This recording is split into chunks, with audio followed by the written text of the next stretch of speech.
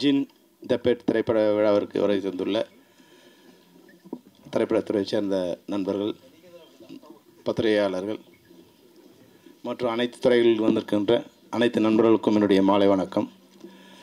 ஏன்னா பேனோராமிக் வியூவில் எல்லா கெஸ்ட்டும் உட்காந்துருக்காங்க, பார்வையாளரோட கெஸ்ட்டு நிறைய பேர் இருக்காங்க. அதனால் மிக சுருக்கமாக என்னுடைய உரையை முடிக்க விரும்புகிறேன். இந்த திரைப்படத்தோட இயக்குனர், மிகச்சிறந்த இயக்குனராக டிஆர் பாலா, எப்படி ஒரு டிஆர் சினிமா துறையில் மிகப்பெரிய ஒரு கலக்கினாரோ அது மாதிரி டிஆர் பாலா அந்த கலக்க வேண்டும். ஏன்னா இந்த நிகழ்ச்சியில் நான் கலந்து கொள்ள மிக முக்கியமான காரணம் திருமலை வேந்தன் என்னோடய கிளாஸ்மேட்டு ஃபிலிம் இன்ஸ்டியூட்டில் 40 வருடத்துக்கு நண்பர். அவர் எனக்கு என்னோடய ஜூனியர். நான் செகண்ட் இயர் வரும்போது ஃபஸ்ட் இயர் அவர் எடிட்டிங் படித்ததால் அவர் 2 இயர்ஸு, நான் ஃபைனல் இயர் வரும்போது அவர் என்னோட ஜாயின் பண்ணார். 40 வருஷமாகவே திருமலை வேந்தன் தெரியும். அதாவது சமீபத்தில் ஒரு வாழ்த்துறை வழங்கியதில் மிக அழகான நீ சுருக்கமாக எல்லாரையும் பற்றி பேசின ஒரே வாழ்த்துறை உன்னோட வாழ்த்துறையாக தான் இருக்கணும். ஏன்னா 40 வருஷத்துக்கு முன்னாடி நான் சீனியராக இருக்கும்போது அவருக்கு பேசுவார். அதே இனிய மாலை பொழுது ஆரம்பித்தார் பாருங்க. அவர் ஒரு கதை சொல்லுவார். ஒரு அழகிய கிராமம், அதில் ஒரு அழகிய நதி. நாங்கள் ரேக் பண்ணும்போது அந்த கதையை சொன்னால் இவ்வளோ அழகாக ரேக் பண்ணுறோன்னா அவர் நினைக்க மாட்டார். அவ்வளோ அழகாக கதையை சொல்லுவார். நாங்கள் அவர் எங்களை ரேக் பண்ண மாதிரி ஆகிடும். அந்த கதையை நாங்கள் கேட்டால் வர மாதிரி ஆகிடும்.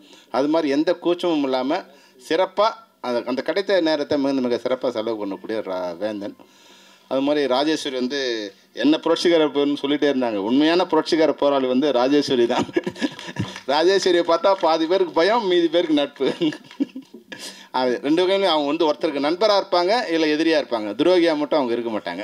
அந்த வகையில் மிகச்சிறந்த பெண்மணி அவங்க இருவரும் தான் நான் இந்த விழாவில் கலந்துக்கிறது மிக முக்கியமான காரணம். அது இந்த ட்ரைலரையும் சாங்ஸை பார்க்கும்போது உண்மையாக தமிழ் திரைப்படத்துறைக்கு ஒரு நல்ல டீம் கிடச்சிருக்கு. நல்ல ஒரு இயக்குனர் டிஆர் பாலாங்கிற ஒரு நல்ல இயக்குனர் கிடச்சிருக்காருன்னு எனக்கு தெரிஞ்சுது. உண்மையாகவே மிகச்சிறப்பாக இருந்தது. அந்த ஷார்ட்ஸில் இருந்து கலர்ஸில் இருந்து அது போல் முகின்ரா நீங்கள் ஒரு நல்ல ஆர்டிஸ்டாக ஹீரோ வரப்போகிறீங்க. இதே போல் எங்களோட எப்பவுமே நட்பாக இருக்கணும். அது மாதிரி ஹீரோயின் பவ்யா எனக்கு பார்க்க கொஞ்சம் சமந்தா மாதிரி எனக்கு தெரிஞ்சது. கொஞ்சம் அழகாக அந்த ஸ்மைல் ஏன்னா ஹீரோயினை சூஸ் பண்ணும்போதே என்னென்னா 2 விஷயம் தான் நாங்கள் பார்ப்போம்.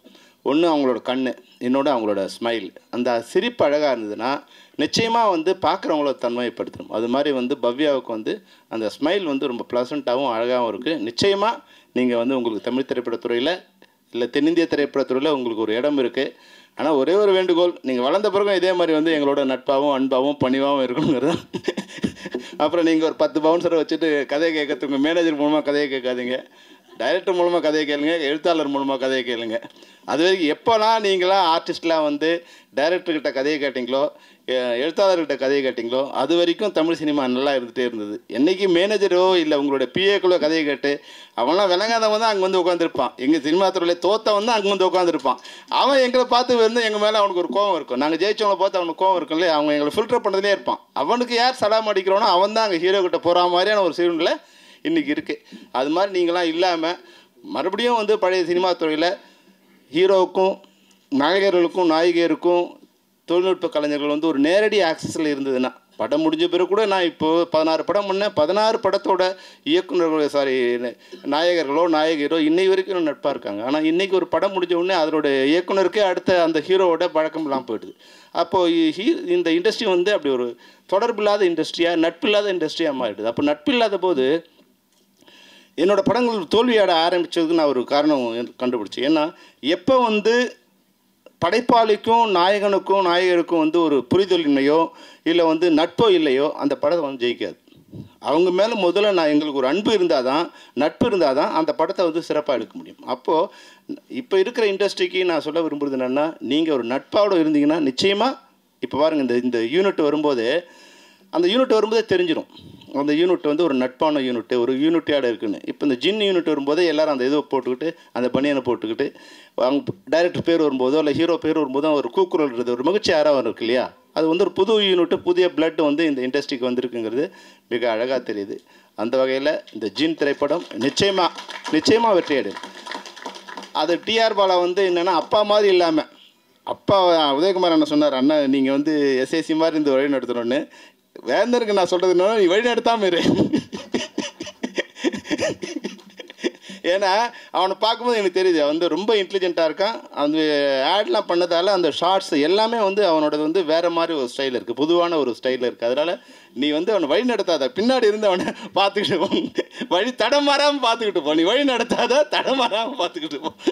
ஏன்னா அவங்க அம்மா வந்து எப்பவுமே சொல்லிகிட்டே இருப்பாங்க, என் பையன் எப்படின்னு. சரி, அம்மா சொல்கிறதே சொல்லிட்டு இருப்பாங்கன்னு தான் நான் நினச்சேன். உண்மையாகவே படம் வரும்போது இது ஏதோ வரும் ராஜேஸ்வரிக்காக தான் நான் வந்து இந்த விழாவுக்கு.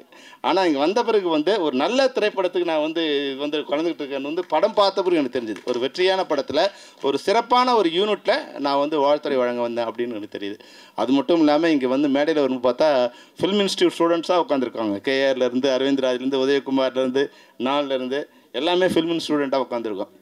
அந்த வகையில் இப்போ வேந்தனும் எங்களோட ஜூனியர் தான். அவர் வர வாய்ப்பு இல்லாமல் போன உங்கள் மகன். அது மாதிரி திரைப்படத்தை சொல்லும்போது ஆரம்பிக்கும் போது நல்லா ஆரம்பிச்சா பாருங்க. ஏன்னா அவர் ஃபிலிமின் ஸ்டூடெண்ட்டு. தாமஸ் ஆல்வா எடிசனையும் லூமியர் பெருதர்ச்சியும் ஆரம்பிக்கும் போது எங்களுக்கு போகணுன்னு முதல் பாடம் சொல்லிக் கொடுக்குறது அதுதான். அதை வந்து முதல் விழாவில் அதை சொல்லிட்டார். அந்த வகையில் மிக சிறப்பான ஒரு இந்த திரைப்படத்துறை மிக நல்லா இருக்கணும். கேஆர் சார் பற்றி சார் சொன்னார் வந்து உதயகுமார் அண்ணன். எனக்கு வந்து ஒரு ரெண்டு விமர்சனங்கள் லைஃப்பில் வந்து 2 விமர்சனங்கள் எனக்கு ரொம்ப பிடிக்கும். ஒன்று என்னென்னா, நான் அதிரடி படைன்னு ஒரு படம் எடுத்திருந்தேன். அதுக்கு முன்னாடி வந்து புலன் விசாரணை, கேப்டன் போகிறோம், செம்பருத்தி 3 வந்து பெரிய ஹிட்டு. இப்போ இந்த படத்துக்கான ஓப்பனிங் வந்து மிக பிரம்மாண்டமான ஓப்பனிங். படம் இதுவாக இருக்குது, ஓப்பனிங் அடிச்சு பிடி உள்ளே வராங்க. உள்ளே வரும்போது எனக்கு விமர்சன கடிதம் ஒன்று வந்தது.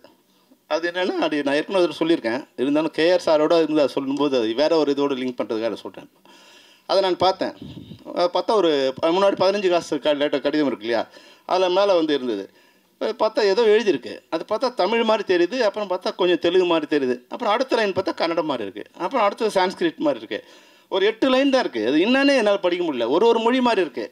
அப்புறம் பின்னாடி திருப்பி பார்த்தேன், அவர் அதில் எழுதினதான், நீங்கள் இதை படித்தே இல்லையா, இது என்ன மொழின்னு உனக்கு புரியல, அது மாதிரி உன் படமும் எனக்கு புரியல.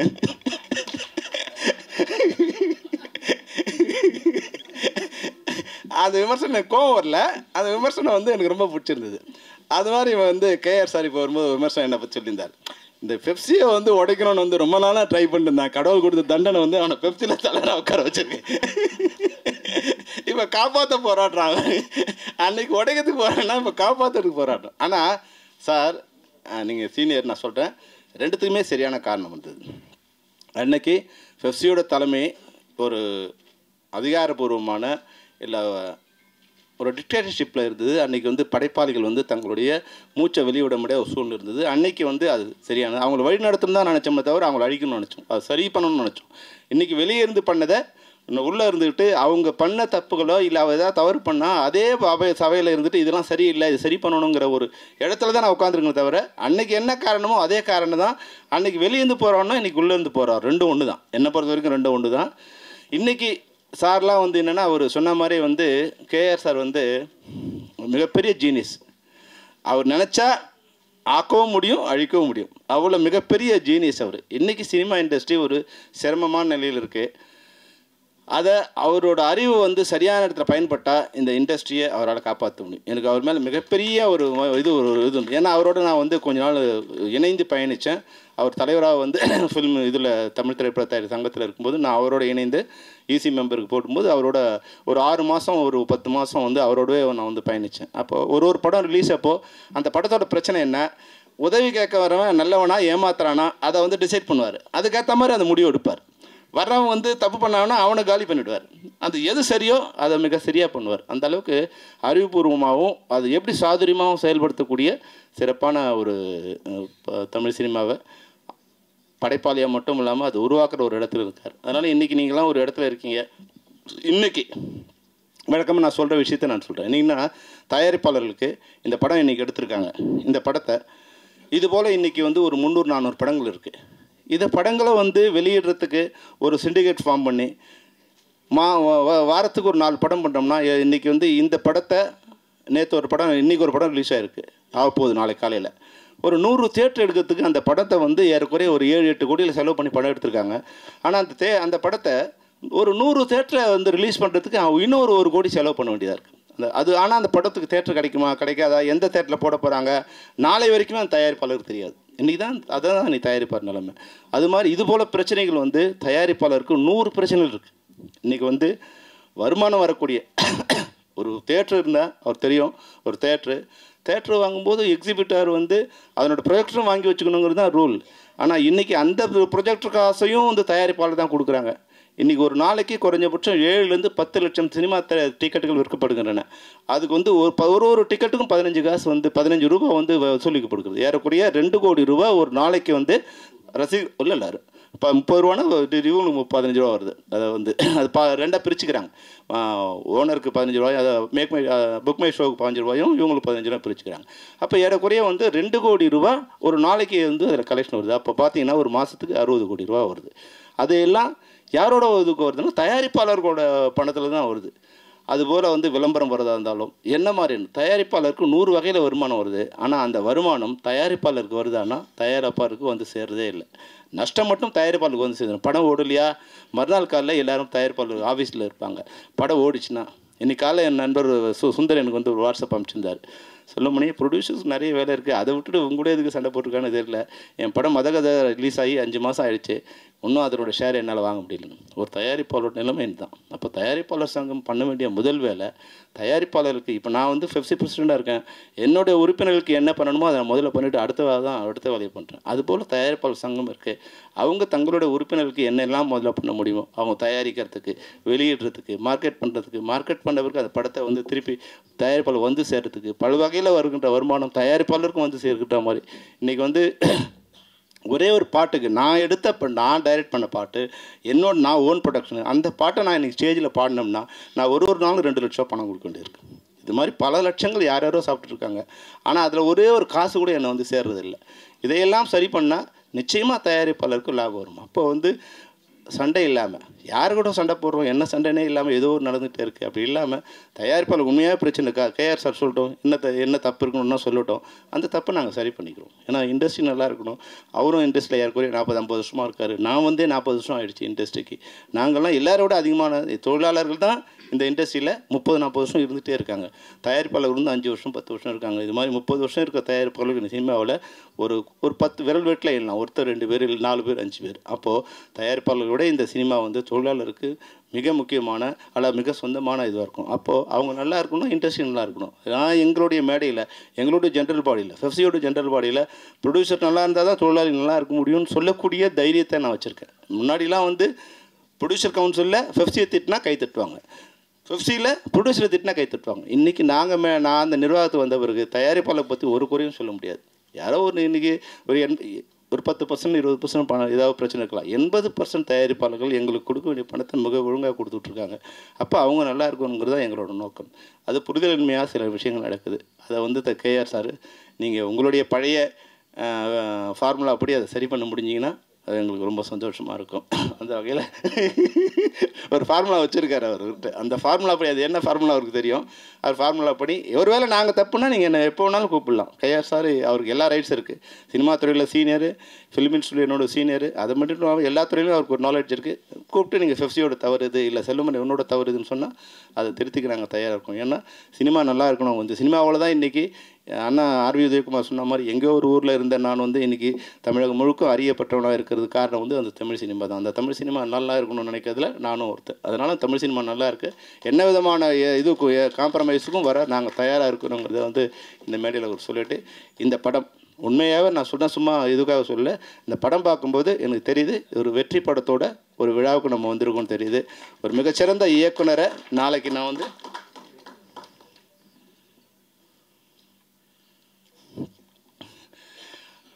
நாளைக்கு சொல்லலாம், பாலா உன்னோட ஃபஸ்ட் படத்துக்கு நாங்கள் வந்து வாழ்த்தணும் அப்படி சொல்லுவோம். ஏன்னா அவர் மிகப்பெரிய ஒரு இயக்குனர் வருவார், நிச்சயமாக வருவார். அவரும் நாளைக்கு வந்து ப்ரொடியூசருக்கு எந்த தொந்தரவும் இல்லாமல் இருக்கணும். ஆர்டிஸ்ட் மட்டும் இல்லை, ஹீரோவும் இன்றைக்கி வந்து இப்போ ஆர்டிஸ்ட் மாதிரி பிஹேவ் பண்ண ஆரம்பிச்சிட்டாங்க. அவங்க வந்து பெரிய லெவலான பிறகு ப்ரொடியூசர்ஸ் அவங்கள மீட் பண்ண முடிய மாட்டேங்குது. அது மாதிரி இன்னொன்று என்னென்னா, மிக வருத்தமான விஷயம் எல்லாருக்குமே நான் சொல்கிறேன். நாங்கள் முன்னாடி வந்து ரெக்கார்டிங் போகும்போது அது என்ன மியூசிக்கு நாங்கள் காதால் கேட்போம். அப்புறம் வந்து டியூன் போடும்போது அது என்ன டியூன் கேட்போம், எங்கள் காதில் கேட்கும். அது ரெக்கார்டிங் போகும்போது வந்து அதில் வந்து கீபோர்டில் இருக்காங்களா, இல்லை வந்து லைவ் மியூசிக்கா, இல்லை வந்து ரிதம்ஸா, எல்லாமே அங்கே கேட்டு அது சந்தோஷப்படுவோம். ஆனால் இன்றைக்கி போகும்போது ஒன்றும் இதுதான் கேட்டுன்னு இருக்கும். அவங்க மாதிரி ரசிச்சிட்டே இருப்பாங்க. எப்படி வந்து நம்ம வந்து ப்ளூடூத் வச்சு பேசிட்டு அம்பாடு பைத்திய மாதிரி சிரிச்சுட்டு போகிறான் ரோட்டில், அது மாதிரி நாங்களும் வந்து இதை கேட்டுக்கிட்டே ஓகே பாட்டு நல்லா வந்திருக்குன்னு சொல்லும். அப்புறம் இன்னொரு விஷயம்னா, அப்போது அந்த குழந்தைய கையில் எடுக்க முடியாது. ஒரு குழந்தை இருக்கு வச்சுங்க, ஒரு பெற்ற குழந்தைய கையில் கொடுக்கும்போது அந்த குழந்தை வந்து ஒரு சாலிடாக ஒரு ஃபிசிக்கலாக கையில் இருந்தால் எப்படி இருக்கும், அது தொட்டு பார்க்கும்போது ஒரு தாய்க்கு எவ்வளோ ஒன்று இருக்கும். அது போல் தான் இருக்கணும். அப்படி தான் இசை இருக்கணும், அப்படி தான் கதை இருக்கணும். இப்போ கதையை யாருக்கா சொல்லணும்னு நினச்சா முதல்ல ஹீரோஸ் என்ன பண்ணுறாங்க, எங்களுக்கு மெயிலில் அனுப்புங்கிறாங்க. குழந்தைய மெயில் அனுப்புகிற மாதிரி தான். ஒரு குழந்தைய பார்க்கணுன்னா மெயில் அனுப்பிச்சா குழந்தை எப்படி இருக்கும், அப்படி தான் ஸ்கிரிப்டை வந்து மெயில் அனுப்பிச்சா அப்படி தான் இருக்கும். அதை நான் சொல்லும்போது என்னுடைய இது வரும்போது உன்னை பார்த்து நான் கதை சொல்லும்போது நீ எங்கே ரசிக்கிறங்கிறது தெரியும், அந்த கதையை என்னால் சொல்ல முடியும். ஆனால் மெயில் அனுப்பிச்சா நான் முதல்ல வந்து தமிழில் யோசிக்கணும், இங்கிலீஷில் ட்ரான்ஸ்ஃபர். ஏன்னா உனக்கு கூட இருக்கிறவங்களாம் வந்து தமிழ் தெரியாதவனா இருக்கான், அவன் இங்கிலீஷில் படிக்கணும். அவன் பார்த்து ஓகே பண்ணால் தான் நீங்கள் அது படிப்பீங்க. அப்போ அவனுக்கு இங்கிலீஷில் அனுப்பணும், உங்களுக்கு தமிழில் அனுப்பணும். என்னோடய மூலையை நான் தமிழ்லேருந்து இங்கிலீஷுக்கு ட்ரான்ஸ்ஃபர் பண்ணணும். அந்த அளவுக்கு சரியாக வருமானு சொல்ல முடியாது. இதெல்லாம் இல்லாமல் நீங்கள் கதையை தப்பாக பேசினா என்னை வந்து மன்னிச்சிடுங்க. நாயகர்கள் நீங்கள் கதையை ஸ்கிரிப்டை வந்து மெயிலில் கேட்காதீங்க, மெயிலில் பார்க்காதீங்க. டைரக்டர்கிட்டையோ ரைட்டர்கிட்டையோ நேரடியாக உங்கள் கதையை கேளுங்க தான் இந்த ஜின் மூலமாக நான் உங்களுக்கு சொல்ல வர வேண்டுகோள். இந்த வேண்டுகோளை நீங்கள் தயவுசெய்து ஏற்றுக்கணும். அப்புறம் இந்த ஜின் படம் வந்து ஏன்னா இது வரைக்கும் வந்து பேய்னா ஒரு பயம்தான் நமக்கு எல்லோரும். அந்த பேயையே நாயாக்கி அதை ஒரு பெட்டாக்கி அதை வளர்க்குற ஒரு படமாக இங்கே ஆக்கியிருக்காங்க. அந்த பேய் இனிமேல் தமிழ் சினிமாவை பார்த்து பேய் தற்கொலை பண்ணிக்கணும்னு நினைக்கிறேன். அந்த பேய்ங்கிற பயம் போயிட்டு குழந்தைங்களுக்கு வந்து பேய் வந்து ஒரு விளையாடுற ஒரு பொம்மை மாதிரி ஆயிடுச்சு. அந்த பட்டணத்து பூதை வந்து இது மாதிரி ஜி பொம்மை மாதிரியோ இல்லை வந்து ஒரு கார்ட்டூன் கேரக்டர் மாதிரி ஆயிடுச்சு இதை வந்து பார்க்கும்போது. ஆனாலும் அந்த டெரர் கிரியேட் ஆகுது. உண்மையாக மறுபடியும் சொல்ல விரும்புகிறேன், ஹீரோயின் மிக ரொம்ப அழகாக இருக்காங்க, இனிமையாக இருக்காங்க. அதை விட வந்து அந்த சாங்ஸ் வந்து உண்மையாக வந்து 3 சாங் கேட்டோம், 3 வந்து பிரம்மாண்டமாக இருக்குது. அதோட ஒரு ப்ளஸ் என்னென்னா நீங்கள் ரீரெக்கார்ட் பண்ணும்போது அந்த ட்ரைலர் நீங்கள் ரீரெக்கார்ட் பண்ணீங்க, அது உண்மையிலே அது வேறு லெவலில் இருந்தது. அது வந்து ஒரு பியூட்டிஃபுல்லாக வந்து ஒரு டெரர் அதை க்ரியேட் பண்ணிங்க. இதில் ஒரு சாஃப்ட்னஸ் வந்து அதில் வந்து ஒரு டெரர் க்ரியேட் பண்ணிங்க. எந்த இளைஞர்களுக்கு வந்து மியூசிக் வரவங்களுக்கு வந்து ரீரெக்கார்டிங் சென்ஸ் இருக்கோ அவங்க மிக சிறந்த இசையமைப்பாளர் நிச்சயமாக மாறுவாங்க. நீங்கள் நிச்சயமாக மிக சிறந்த இசையமைப்பாளர் வருவீங்க. உங்களுக்கும் அதே வேண்டுகோள் தான். இதே போல் நீங்கள் பணிவோடும் அன்போடும் நட்போடும் தயாரிப்பாளர்கிட்ட இயக்குநர்கள் இருக்கணுங்கிறது தான் நான் உங்கள்கிட்ட வைக்கிற வேண்டுகோள். அந்த ஜீன் திரைப்படத்தில் இருக்க அனைத்து குழுவினருக்கும் தயாரிப்பாளருக்கும் குறிப்பாக என்னுடைய சகோதரி ராஜேஸ்வரிக்கும் என்னுடைய வாழ்த்துக்கள். நன்றி.